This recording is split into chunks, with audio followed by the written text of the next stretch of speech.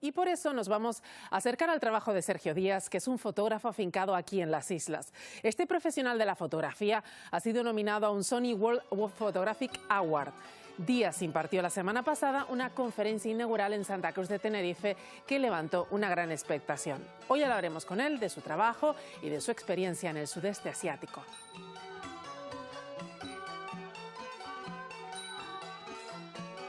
Y tenemos ya con nosotros a Sergio Díaz. Sergio, muy buenas tardes. Hola, buenas tardes. Gracias por estar con nosotros. Un placer. Bueno, ¿cómo ha sido esa experiencia durante 10 meses en el sudeste asiático? Pues maravillosa. Es la experiencia, yo creo que casi cualquier fotógrafo desearía vivir, ¿no? Me lo imagino. Además, te has alejado un poco de lo que son las rutas turísticas y te has adentrado en el interior. Sí, la idea era no visitar tanto los lugares turísticos o más turísticos, sino profundizar un poquito más en la cultura y en la forma de vida de la gente de allí. ¿Y qué has descubierto? Pues sobre todo lo que más me impactó fue encontrar la gente más maravillosa que encontré. Uno va preparado para ver grandes monumentos o para ver una cultura distinta, pero lo que no se espera es encontrarse una gente que te lo da todo tan abierta, tan amable, con muchísimo cariño, te acogen con muchísimo cariño. Eso fue lo que más me impactó. La gente que seguro que te impresionó, pero además vas al sudeste asiático, que es una de las zonas del planeta más golpeadas por la tragedia en las últimas décadas. ¿Qué has descubierto de ellos? ¿Qué has aprendido de ello? Bueno, me llamó muchísimo la atención la espiritualidad que tienen, ¿no? Es algo que yo no lo llevaba en mente y me sorprendió muchísimo pues, la devoción que tienen a la figura de Buda y cómo el budismo lo integran en su vida diaria constantemente. Eso me llamó mucho la atención.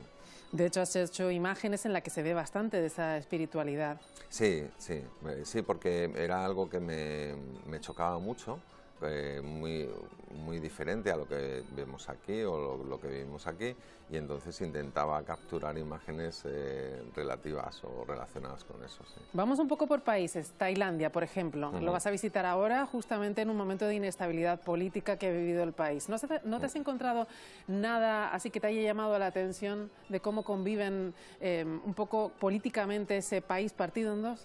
Bueno, Tailandia fue el país en el que menos tiempo estuve, porque lo utilizaba mucho de paso entre uno y otro. Bangkok es el nido de comunicaciones, y el nudo de comunicaciones, y lo utilizaba mucho de paso. Entonces fue el país que menos recorrí, quizás el que más ganas tengo de volver a ver, ¿no? Claro. Pero sí que viví antes de todos los problemas que tuvieron con manifestaciones, etcétera. Yo creo que viví unas pequeñas manifestaciones que fueron un poco el germen de lo que vino después. De lo que vino después.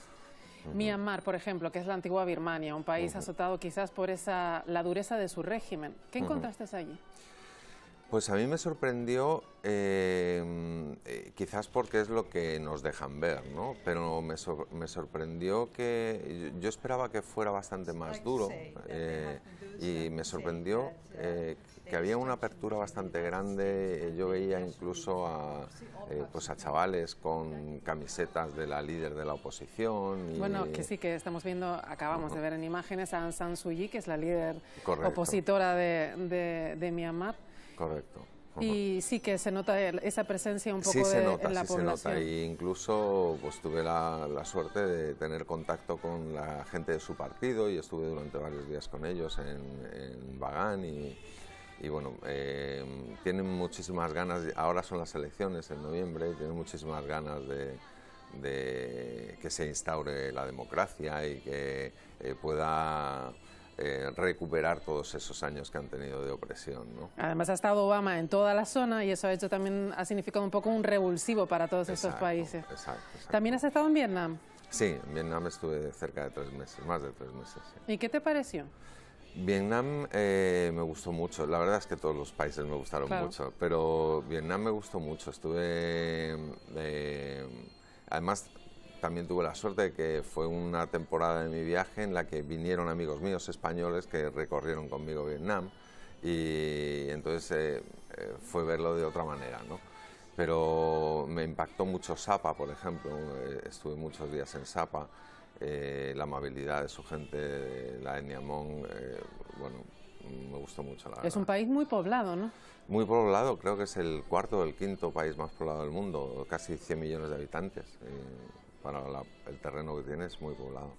Impresionantes también las imágenes que has dejado de Laos. ¿Te gustó la experiencia en este país? Laos me encantó. Laos es un país difícil de viajar porque tiene unas infraestructuras pues muy pobres, no tiene autopistas, las carreteras es muy montañoso y las carreteras son con muchas curvas, entonces es un país para viajar bastante lento, ¿no? Pero el país es una maravilla porque quizás es el que menos, o de los que menos occidentalizados están, entonces es donde más puedes ver la cultura real y el modo de vida real de la gente del sudeste de Asia. Impresionan tus imágenes, ellos se dedican mucho a la agricultura, aunque están avanzados, no lo están tanto como otros países, y sí que se puede ver en tus imágenes esa presencia enorme de la naturaleza, ¿no? Sí, el principal problema que tiene Laos, es una lástima, es que la cantidad de bombas que hay todavía en el terreno, que son bombas de la guerra de Vietnam, ¿no? Por Laos discurría la ruta Ho Chi Minh, los americanos bombardeaban mucho allí y muchas de esas bombas no han explotado, están todavía en la tierra. Entonces, claro, la gente allí no se atreve a labrar las tierras porque esas bombas pueden explotar en cualquier momento. Porque siguen teniendo miedo, claro. Sí, claro, siguen teniendo miedo y todavía hay en Laos unos 50 muertos al año ocasionados por esas bombas, ¿no? Que están ahí latentes y que pueden pues atacar a niños, a agricultores, a cualquier persona que las toque, ¿no? Entonces tienen muchas zonas del país que están acotadas a las que no se puede pasar porque son zonas que el terreno todavía tiene bombas. Claro, y llaman la atención también los rostros de la gente que has captado en Laos, que tienen mucha variedad étnica además. Sí, en la exposición intenté hacer una sección específica para las personas, un poco a modo de agradecimiento. Y en esa selección de fotos que hice para la exposición, intenté capturar distintas personas de distintas etnias, un poco para reflejarlos a todos, ¿no?